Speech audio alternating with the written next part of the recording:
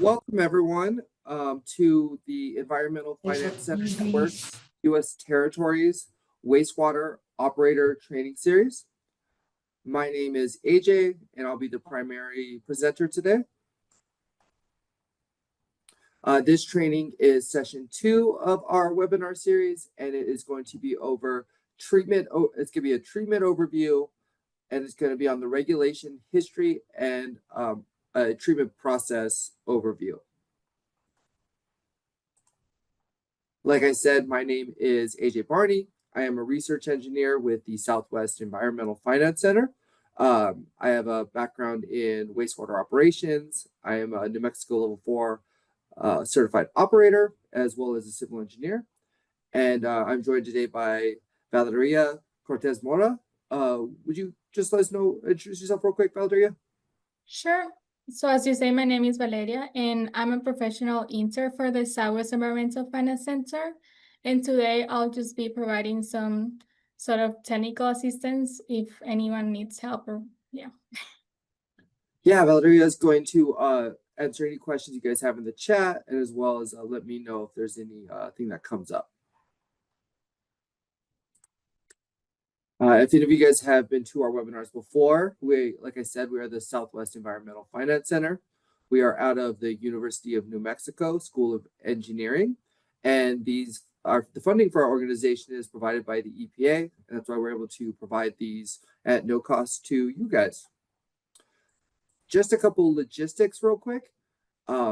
For our meeting attendees, if you're unfamiliar with how to use Zoom, you do have a black horizontal bar that will come up on the top of your screen from your presenting, or from your Zoom window. And from there, you can mute and unmute. You can add video. We do appreciate as many people on video as possible so we can kind of see and interact with you guys. And you can also see the other participants. You can type questions into the chat or concerns. You can raise your hand if you have a question. And then I'm going to be really the only one sharing my screen. And then if you need to leave, it is on the right of that horizontal bar. I think this is an opportunity to mention that if you guys have any questions, just feel free to ask as many as you'd like. Put them in the chat. I'm happy to answer them. Or if it's outside of my knowledge, I can get an answer hopefully to you guys at a later time. This series is based on the WPI/ABC Operator Certification Program. This is kind of the standardized program used across the United States to certify operators and make sure that knowledge is kind of across the board, and that operators who are certified by these organizations are able to, kind of demonstrate the same standards that other operators are able to across the board. And the topics that we're going to cover are typically what's covered in your level 1 and level 2 exams. This is the second session in our series. And as you can see, this is just kind of the schedule from now until the end of the year. We hope you guys will join us for all of these sessions. These are each just like this format, 1 hour each. But if you can't make it to all of them and are kind of looking for some specialized knowledge, here's a schedule to kind of see that. And then on top of the webinars as a resource, we also have just created a website recently that is located at swefc.unm.edu/home/op-cert-trainings /. And this is where you can get access to all the recordings from our trainings, as well as the slides from our trainings as well in PDF form. So you can kind of go over the material if you'd like and kind of review it to kind of help you on your wastewater knowledge and education and certification process. Yeah. And the final logistic I have is that if we can make sure that anyone in our group setting, if you can make sure to sign into your sheet that I believe Andrew would have sent to you guys earlier before the series. This will make sure that we can give everyone credit, and then we can keep track of the attendance as well. With that, let's get kind of started on the material that we are going to be talking about today. And the first half of the first part of our presentation is going to be on the history of wastewater regulations, specifically in the United States and the Western world. So with that, the first thing we want to talk about is why do we treat wastewater? And the reason is we want to remove pollution and contaminants that are known to cause damage to receiving bodies of water and disrupt the ability of other communities to treat that drinking water properly. Improperly treated wastewater can cause human sickness in waters that are used for fishing, recreation, as well as drinking water sources. And so that's why we treat wastewater to protect public health. We also treat it to protect environmental health because improperly treated wastewater that is discharged to the environment can immediately kill wildlife and cause long-term issues. And then finally, we do it because it is required by EPA regulations, federal regulations, state regulations, and other regulatory bodies. Any wastewater treatment plant that discharges to a point source, such as a river or lake in the United States, is required to have an NPDES permit, which sets loading limits on different contaminants in wastewater that wastewater treatments have to treat for.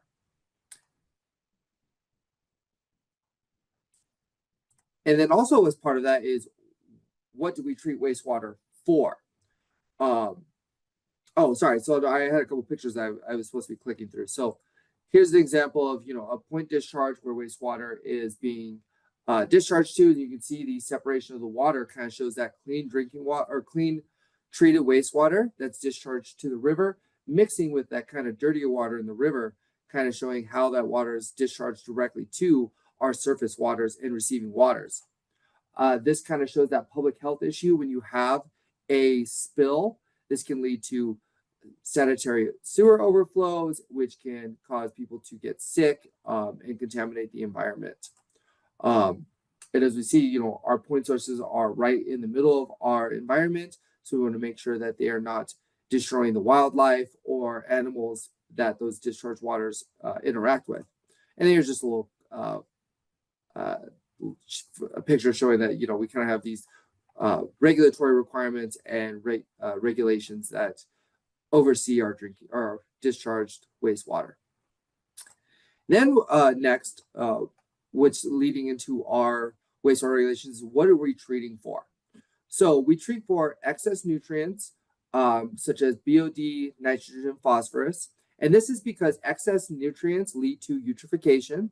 In eutrophication, algae grows and thrives in those high nutrient environments, and it will outcompete other plants and wildlife in the affected area.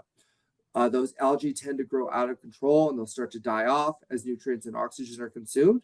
And then when they die, microorganisms consume them, which depletes more of the oxygen in the water, making it inhabitable for other wildlife. This can create dead zones or septic conditions, essentially creating swamp-like conditions in those receiving waters. We also treat for pathogens, and pathogens are microorganisms that cause disease in humans. Some important ones to understand in wastewater are going to be cholera, typhoid, hepatitis, dysentery, and polio. We also remove solids and debris because those add different amounts of litter that are polluting the environment. They increase the amount of contaminants that can, such as heavy metals, plastics, pharmaceuticals, and stuff like that, that slowly break down and increase the ongoing concern of the effects of those pollutants.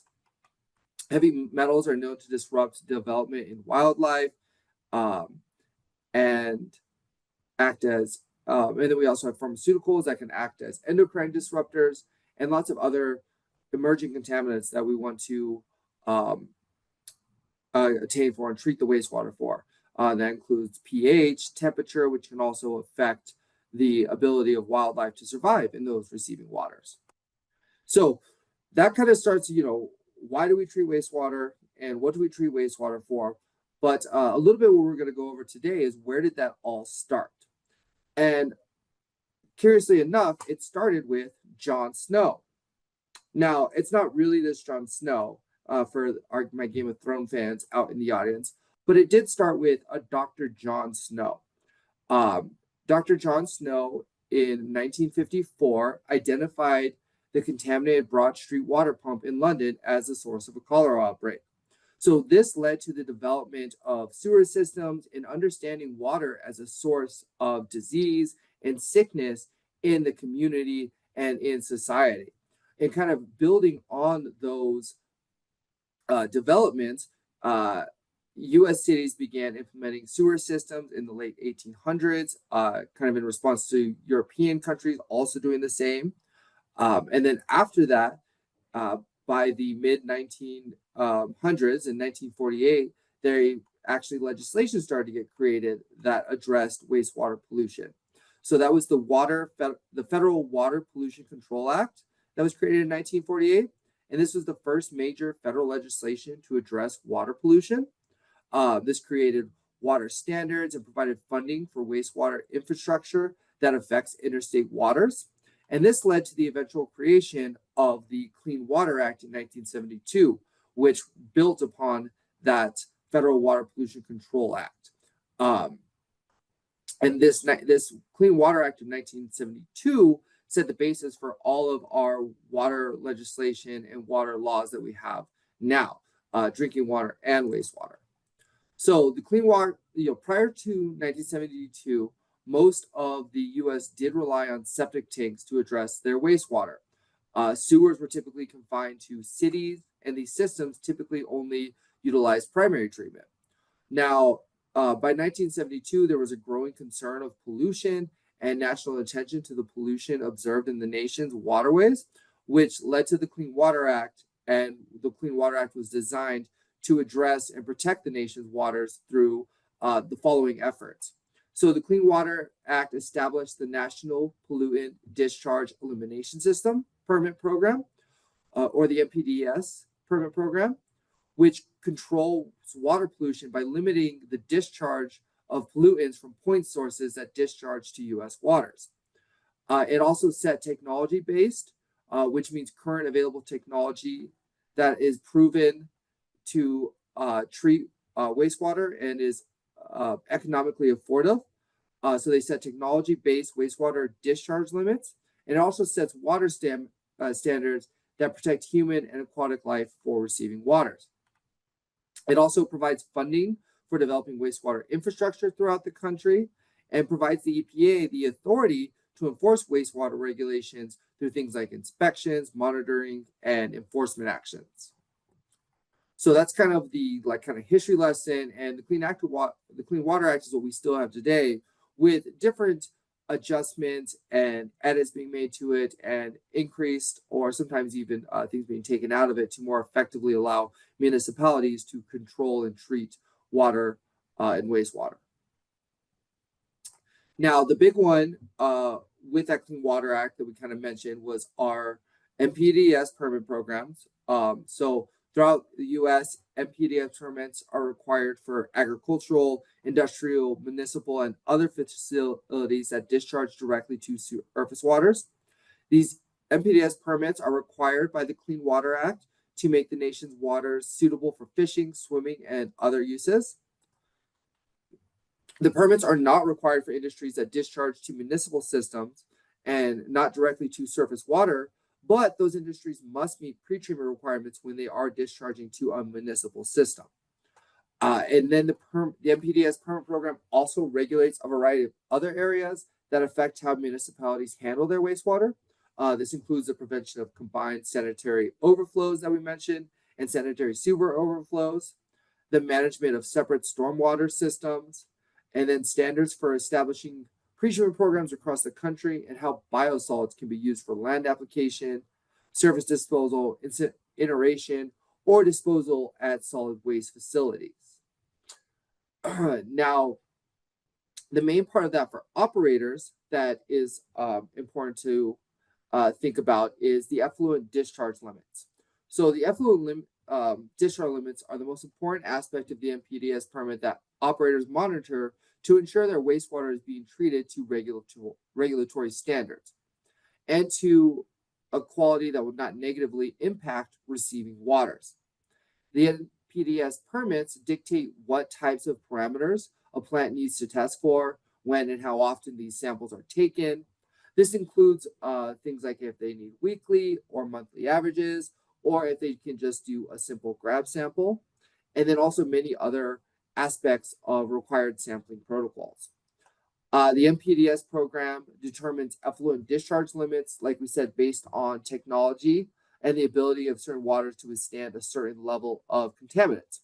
So for those technology-based effluent limits, the EPA does publish effluent limitation guidelines, and that's based on what we mentioned earlier, the best available technology economically achievable. So essentially, the EPA will only require wastewater to be treated to a level that readily available technology is used. They won't set a limit that, tools out there that would have to be used that plants don't have access to, they would have to treat to that. They don't do that. It's, if you only have clarifications for sedimentation, that's the limits that you have to be able to set to. And then they will also not set limits that facilities cannot, oh, sorry, I already said that, require equipment to achieve. But then they also have the water quality based limits, which are based on the flow, existing pollution levels, and intended use of the receiving waters to make sure that any loading that will be put into the wastewater will not negatively affect it and make them, like we said, unswimmable, unfishable, or not being able to use for other intended uses. This is an example of some of those typical effluent pollutant concentrations or those discharge limits. This is a little hard to follow, and you're not. This isn't intended for anyone to study right in this moment. But I would like you guys to notice that the first two columns kind of show the expected influent concentrations, and then also the effluent goal at the end, and they kind of show those in 30 and 7-day averages, which is kind of an easy way to remember some of the different standard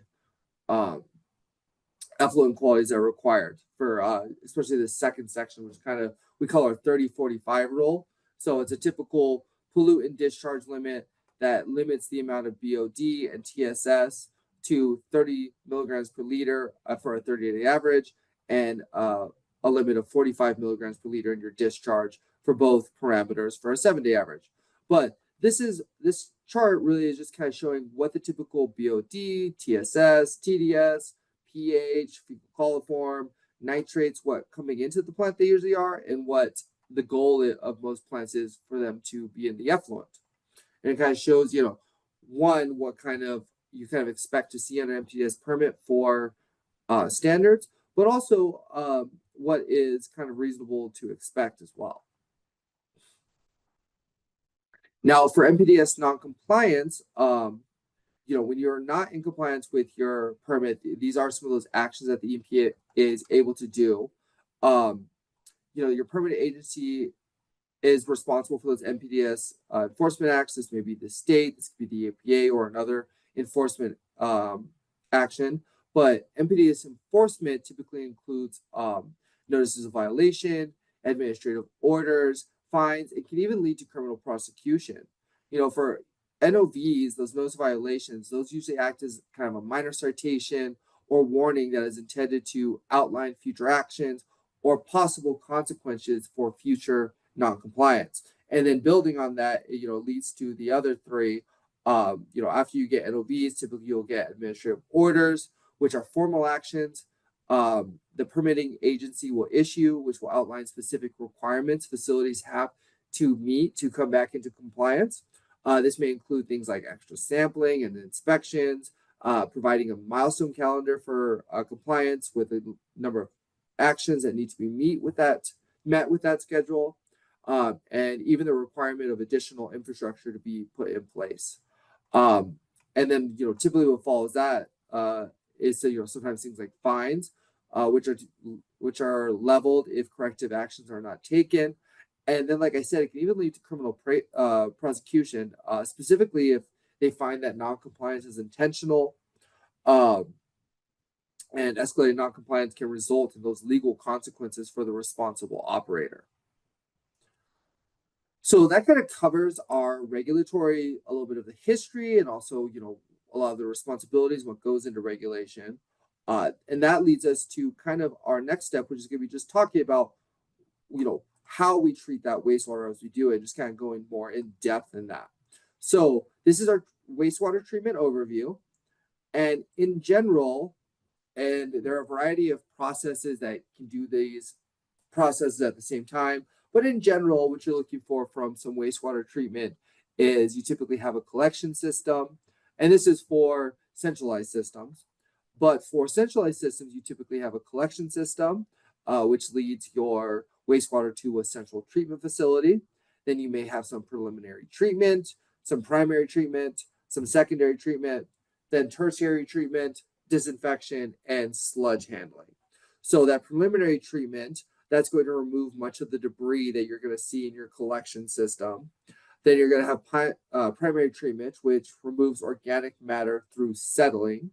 Oftentimes, like we said, this is followed by your secondary treatment, which is usually a biological treatment that is used to reduce nutrient loading.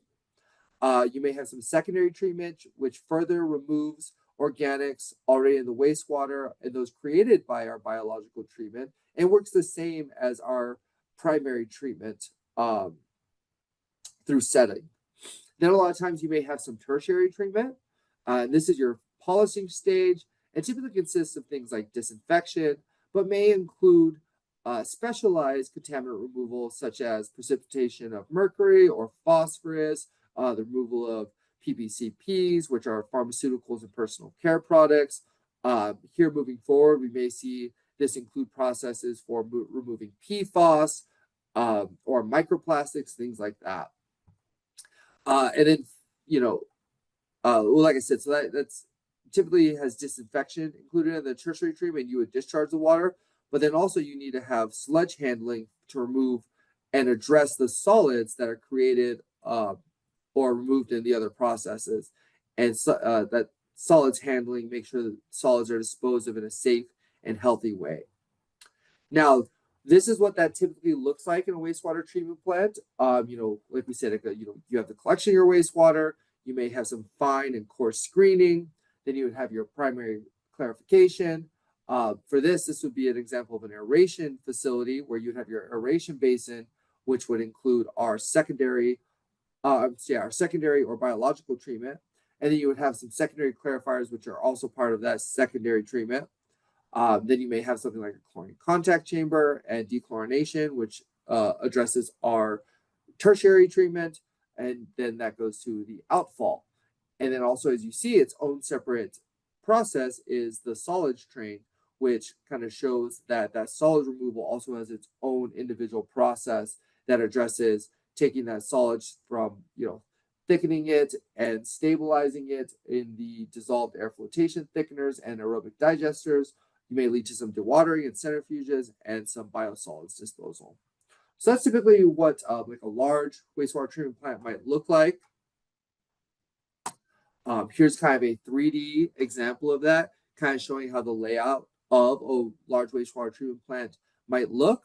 You have your pre-treatment where the water first comes into the facility. Next, it would pass to those primary clarifiers. You would have your biological treatment and your secondary clarifiers follow. And then, there would be pumps involved either in the ground or above ground that pump those solids collected in both of those to the digesters. Finally, you would have your disinfection at the end of your wastewater treatment plant where your outfall is actually discharged to your surface water. So that kind of shows just a very, very broad overview of a wastewater treatment plant. And then before we go into a little more detail, there are a couple of terms I want to explain that it's good to understand when we're talking about wastewater and the biology and chemistry and physics of wastewater. The first one we have is our BOD. This is typically what we call our wastewater strength. This is important because this describes how much oxygen would be consumed by the raw wastewater, which is important for what we talked about when you are discharging untreated wastewater into a receiving body of water. If it has a high BOD, that means there's going to be a lot of microorganisms and organics in there that are going to increase the biological activity, leading to those things that we talked about with changing the natural environment of that water source and creating more algae, more microorganisms. Those organisms die and you can lead to eutrophication and stuff like that. So that's why we think about BOD. And we typically consider that we call it a BOD. When measuring BOD, we call that our BOD 5 test, and it's typically the amount of oxygen that's consumed by a sample for over 5 days at 20 degrees Celsius. So that's just some of the analytical parameters of that concept. It's also important to know a little bit about the carbon cycle in your wastewater treatment, specifically for your biological processes. This kind of shows how organics are consumed in wastewater and the different pathways that they can follow when you are, removing those organics and carbon from the wastewater. Another important nutrient is our nitrogen cycle. It is typically represented with N for nitrogen. And these are used to understand when we're removing ammonia and nitrates from our wastewater, which can lead to sickness and a lower water quality. This is typically a secondary nutrient that we're removing other than our carbon and our BOD. And then we also have our sulfur cycle, which is important to understand because this is where a lot of our harmful byproducts in wastewater come from, such as our hydrogen sulfide gas. And then also we want to understand the concept of specific gravity. Specific gravity is used in a lot of our sedimentation processes. It describes the density of a substance compared to water. And we typically use this to manipulate we slow down some water, we use that to manipulate what we can remove from wastewater in our different processes. Like I said, specifically our sedimentation processes, but also a lot of our solids handling processes. So, based on that, like I said, it is important to understand the nitrogen cycle. The nitrogen cycle kind of shows how things are converted. We typically have ammonia in our waste from urine that is dispelled into the collection system. And this little graph kind of shows how that typically works in the natural world. We have, our atmospheric nitrogen, which becomes fixed and is converted into it's typically fixed and converted to amino acids. So animals and humans consume those amino acids. We convert that to ammonia. That ammonia is converted by bacteria to nitrites and nitrates. And there's other bacteria that creates denitrification, which converts that back into that atmospheric nitrogen. So that's why it's a circle. It kind of moves from atmospheric nitrogen back to atmospheric nitrogen. And a lot of our wastewater processes that actually remove nitrogen manipulate that cycle to take your ammonia to create nitrites and nitrates, and then eventually atmospheric nitrogen as well.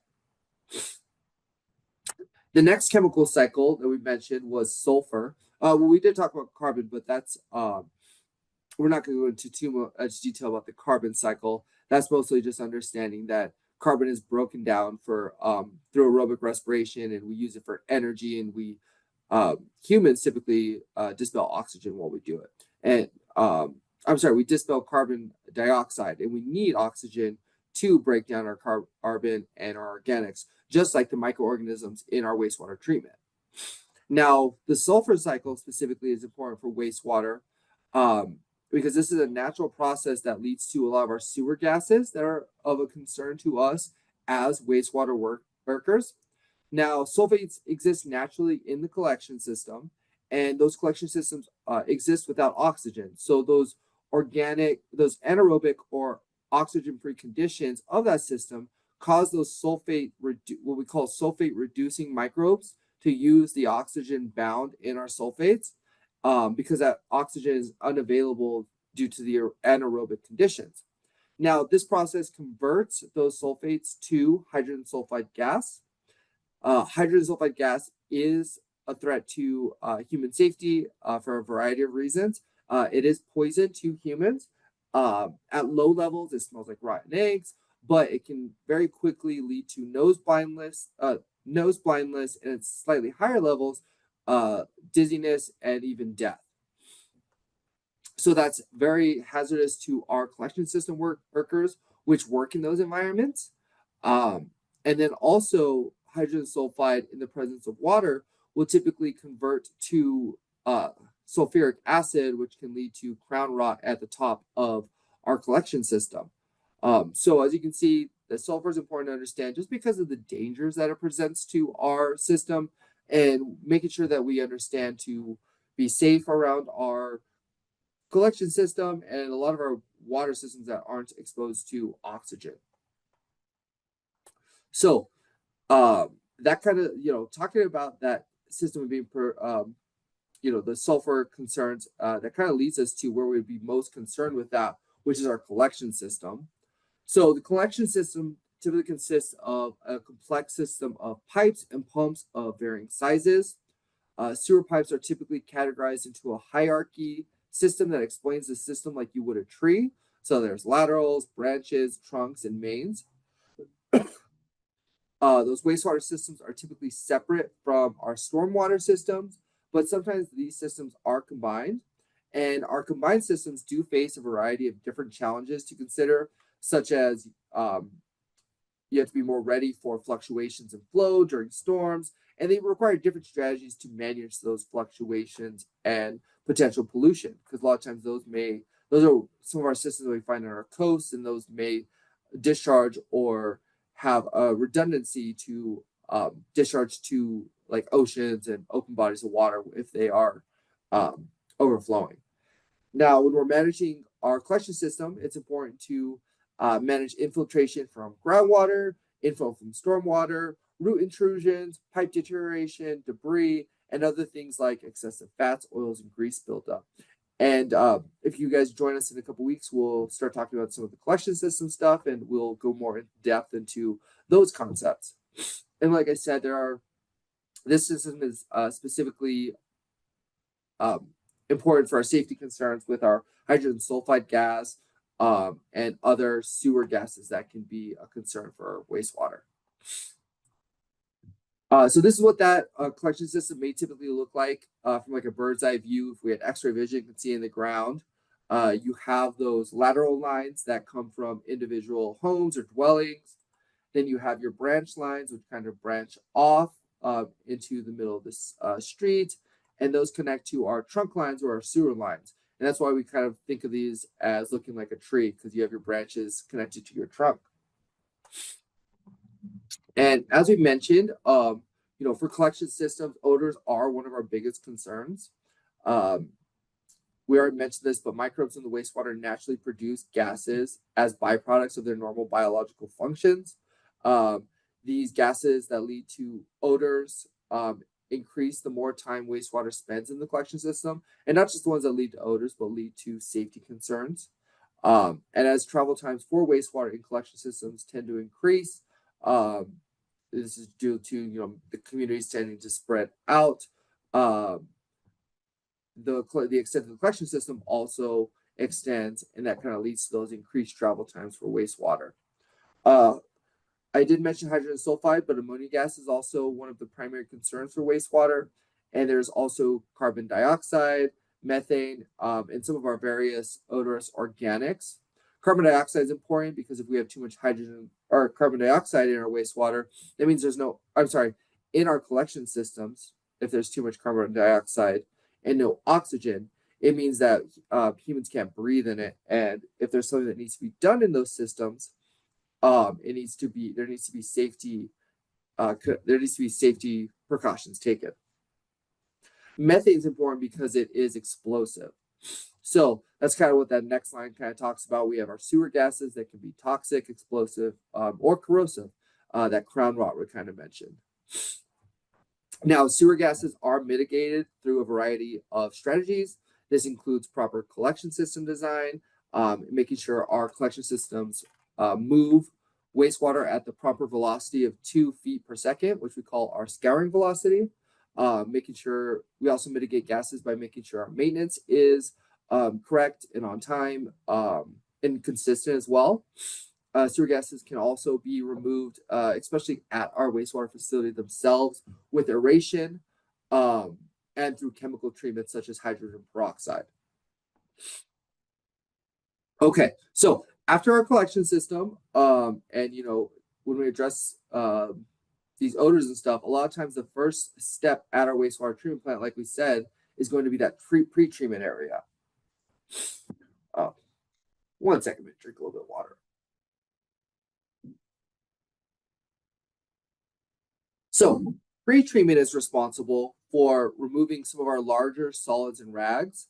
For whatever reason, rags, wrappers, pieces of cloth, pieces of towel and stuff. I think most of us know they aren't flushable, but they always end up in the wastewater treatment system.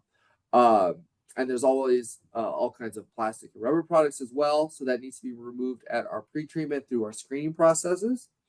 Then in our collection system, there's also a lot of grit, so that must be removed. This is typically to protect our downstream equipment, especially our pumps and other devices, which have soft components integrated into our hard metal or concrete components. Pumps are, like I said, are the biggest one, especially with lobes and stuff like that. We remove our grit to protect that equipment to make sure we can keep moving our wastewater throughout the system. There also is typically flow measurement and flow equalization at the front of our wastewater treatment plants to make sure that we're getting our initial data to understand what's coming into our wastewater treatment plant. And also flow equalization is important because it helps us standardize treatment throughout the process and as water moves throughout the wastewater treatment plant. So this is typically what bar screens kind of look like. This will be, like we said, the first part of that pre-treatment process and is used to remove our rags and other debris. Bar screens are comprised of multiple parallel slanted or vertical bars that are placed close together so that wastewater can flow through the bar screen with debris and coarse material is trapped in the bars. And there's typically 2 different kinds. There's a manual one, which may be scraped off with a rake, and you can scrape that into either like a trash can or a trough, and it can be flushed with water to a dumpster for disposal. Or you can have automatic ones that will run on an automatic timer or a water differential and removes bar screens continuously or removes rags for you continuously. Another type of pre-screening or screening removal device that used in wastewater sites are communitors. This is a combination of a shredder and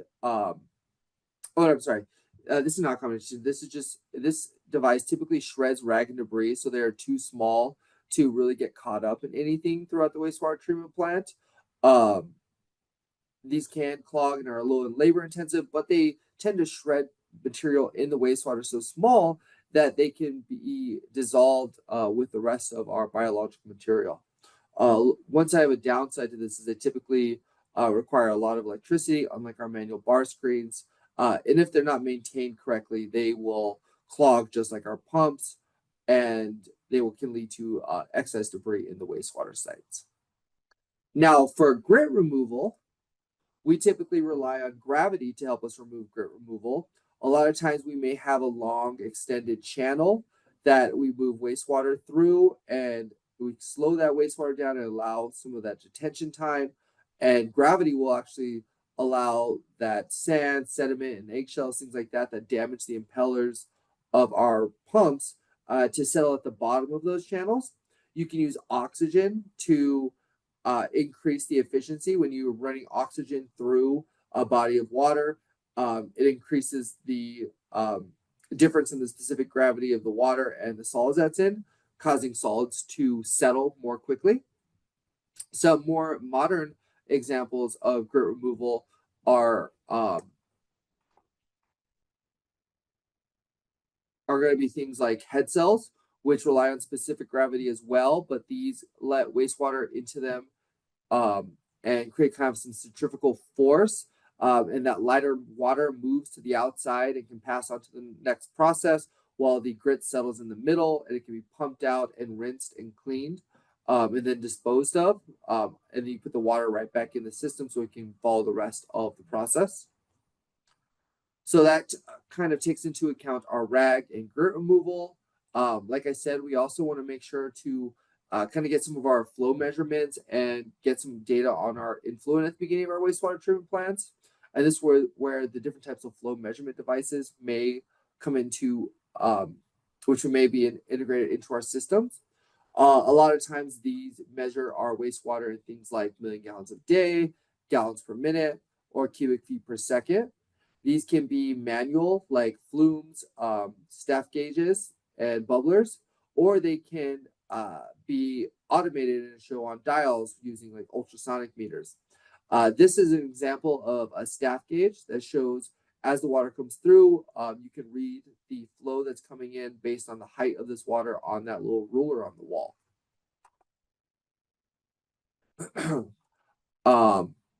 This is what some of those devices and installations may look like from like a diagram point of view as well. On the left is a partial flume, which we showed on the previous slide as well.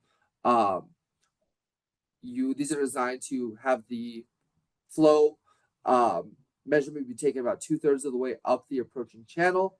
And now you can read, like we said, kind of the staff gauge on that. You can read the ruler on that, which will show what the flow is. And then you also have the a staff gauge, which is on the right.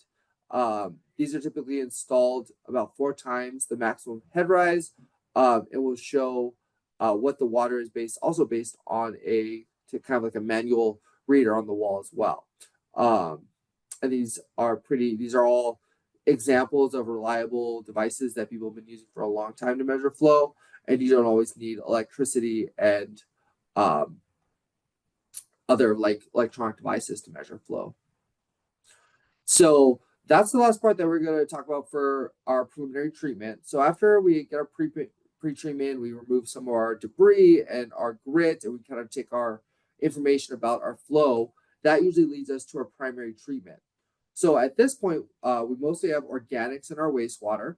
And the purpose of this is to settle out those heavier organics and to allow our lighter organics to flow to the top where they can be scraped and removed.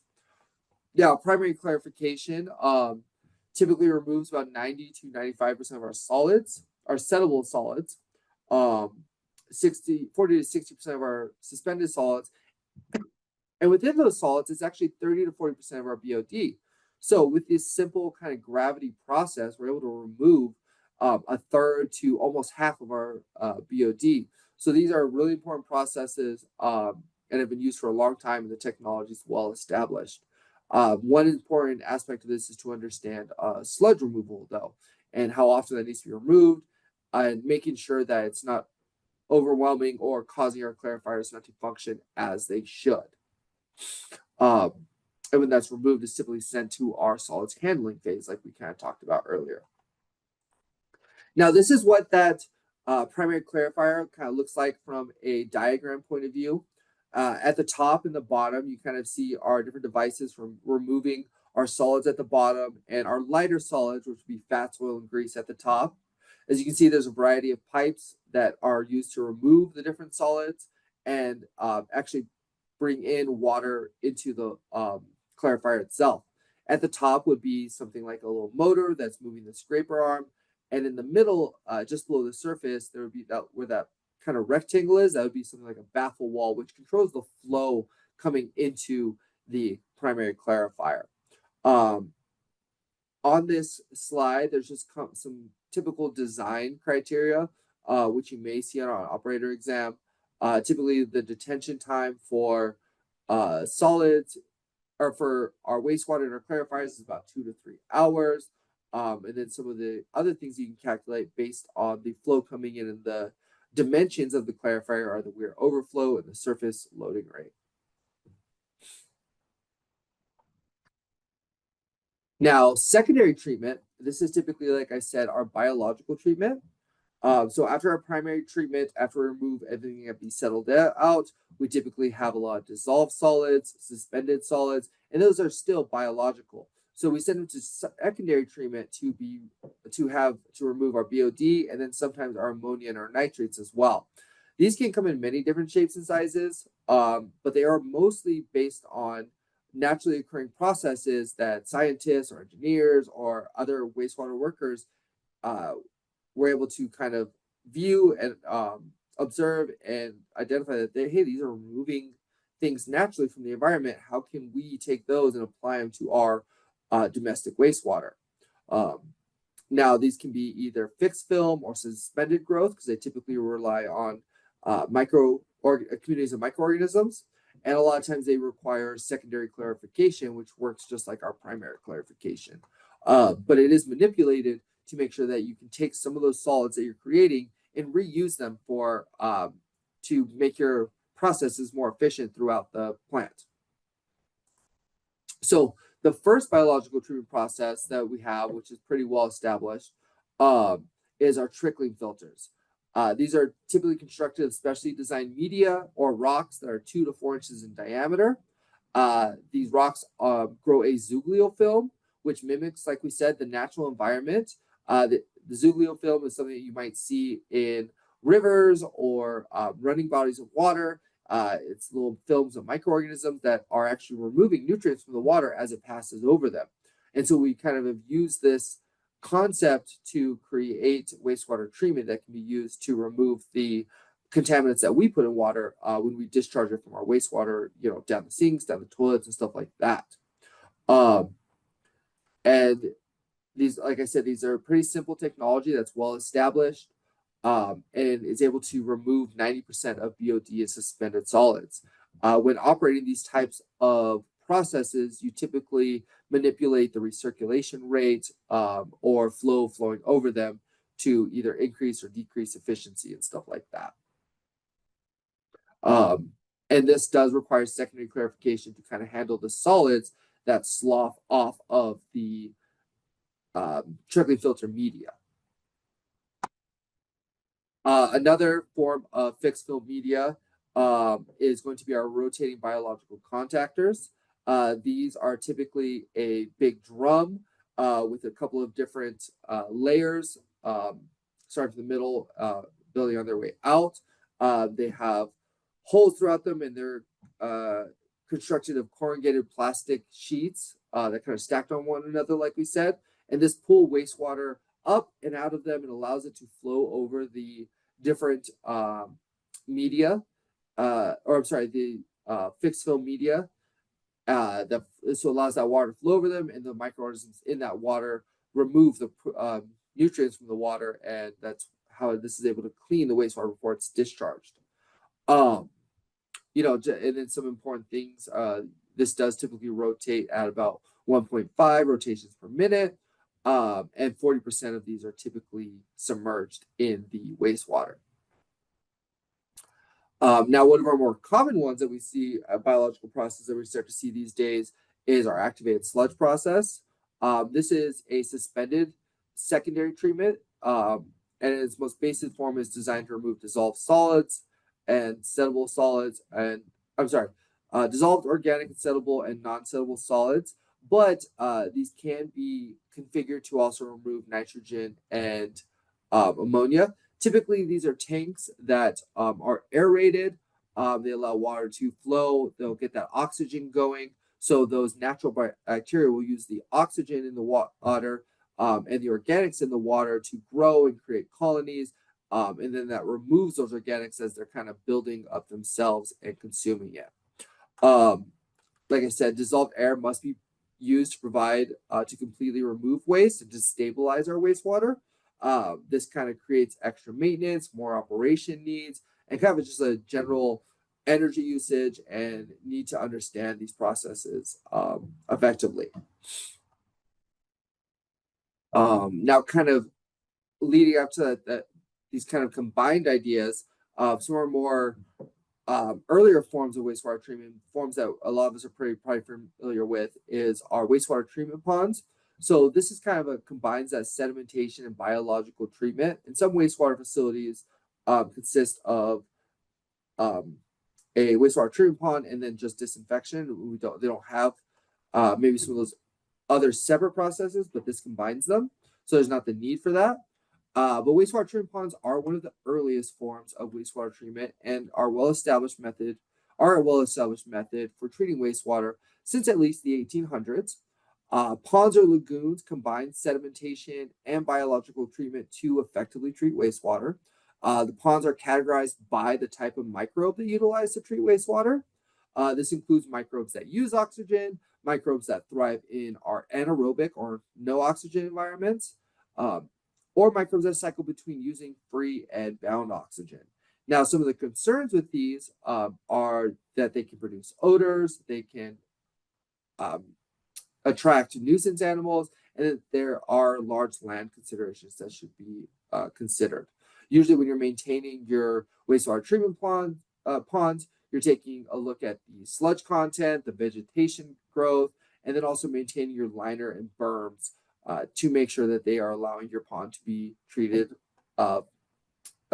efficiently. Now, another form of kind of combining some of those processes that we talked about is a lot of times you have your package plants. This is an example of a package plant that has the aeration and settling zone on the left, and the right, there's the digester in it. So a lot of times these may be your package plants or your sequencing back reactors or SBR processes. These are typically used for our smaller applications, small communities. They are pre-manufactured and they kind of combine a lot of the concepts that we've been talking about in our different processes into one simple unit that one or maybe two operators may be responsible for maintaining. So after we kind of remove for our contaminants and our solids, typically that's when other things like a tertiary treatment might come into effect, which, like we mentioned earlier, includes disinfection. But tertiary treatment is often required for plants that have a higher effluent quality requirement. Now, a lot of times that includes disinfection because you want to remove your pathogens. Along with disinfection, you would have, say, if you're using chlorination, you would need dechlorination. But these can also be those specialized processes that we talked about that can be used to remove special contaminants such as mercury, microplastics, our PPCPs, excess chlorine, etc. Some other examples of these that we don't often think about include our polishing ponds, constructed wetlands, and even advanced filtration, such as reverse osmosis, microfiltration, ultrafiltration, which are used to remove any final contaminants that may be in our wastewater. And for things like the polishing ponds or wetlands, for your certification exam, sometimes it's good to understand like how vegetation is controlled and things like that. So specifically, as part of that, like I keep mentioning, there's disinfection. This is typically accomplished through chlorination, ozone, or UV treatment. This disinfection is especially important in helping prevent the spread of waterborne diseases. But now a lot of our industry standards have been shifting from chlorination to UV to mitigate some of those hazards that comes with chlorination. This is what a typical chlorination system might look like. You have your contact basin and you have your chlorine contact, or you have the source of your chlorination, and then you may have your dechlorination follow it. Chlorine is typically available in liquid, solid, and gas forms. And to test for it and to understand if you're getting enough treatment, you typically test for the chlorine residual. And operators should be familiar with breakpoint chlorination to understand if their chlorine is removing all the organics and if there's enough chlorine left over to establish that chlorine disinfection did take place. Now, dechlorination must be implemented a lot of the time to prevent things like fish kills and excess chlorine in the environment from harming the environment that's being discharged to. Then the other disinfection process, like we mentioned, that's being most commonly used is our UV disinfection. This is typically safer than chlorination. It does not require a chlorine residual. It is less space intensive, but more energy intensive. And then a lot of times, something to be familiar with is just the wavelength that you're looking for, which is typically 253 nanometers. That's the wavelength of the UV light that would be produced by this kind of system. And the system, instead of killing bacteria, actually sterilizes those bacteria so they cannot reproduce and negatively impact the environment or public health. This brings us finally to our solids handling. Solids handling is done through a variety of things that address our primary and secondary sludges. disposal is regulated due to the concentration of pathogens and heavy metals in our sludge. A lot of times our primary sludge is odorous, and we want to put it through digestion to make sure it can prevent excessive odors. And then a lot of time our secondary sludge is dewatered combined with that primary sludge to provide more microorganisms that can actually help with the stabilization of our sludge. So we have things like, so this is an example of like sludge that's kind of out of control and not being really managed. It's just sitting on the land. This can lead to groundwater contamination and things like that.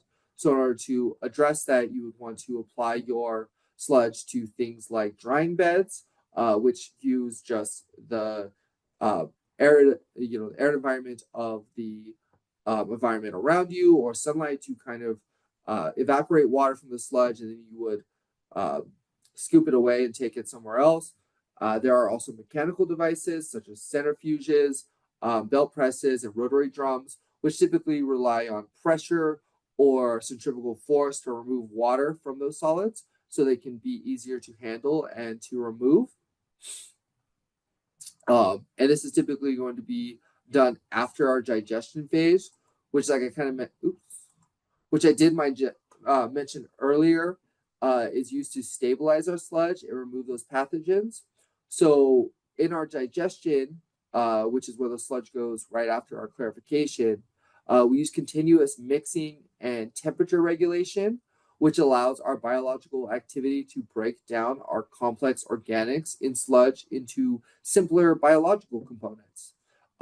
This can be anaerobic, which is the example on the left where it's open to the air. You may have some mixing or even mechanical aeration introduced, which encourages those bacteria to break down your pathogens and even more of those organics into concentrated sludge. Or it can be anaerobic. And in the anaerobic process, you're doing the same thing, but using anaerobic bacteria to break down the organics and pathogens. And this can produce things like methane gas, which can be reused as an alternative fuel source to power engines that can produce electricity for the plant. So that kind of brings us from the very front of the plant, the water coming in, all the way to the end, and kind of just a brief overview of what happens at each step with the wastewater, and then also the byproducts of our wastewater treatment. With that, I'm going to open up the floor or the chat to any questions. Valeria, was there any questions in the chat? No, so far, no. No? Well, we got about 2 minutes left. So we'll just stay on here if anyone wants to ask any questions, any broad questions about wastewater treatment or wastewater operator certification, or our webinar, questions about the webinar series as well. This is kind of our information. This is general information about the Southwest Environmental Finance Center. I'm sure lots of you guys receive our emails about other webinars and assistance that we are able to provide. So it still doesn't look like there's any questions. I'm still going to stay on for about a minute or two, but I do want to thank everyone for joining us today. If you want to make sure to join us next week, or I'm sorry, in 2 weeks on the 22nd, we're going to do an introduction to math, and then 2 weeks after that, we'll do kind of an advanced wastewater math webinar, and I will be teaching that one actually. So we look forward to seeing you guys there. Thanks for joining us.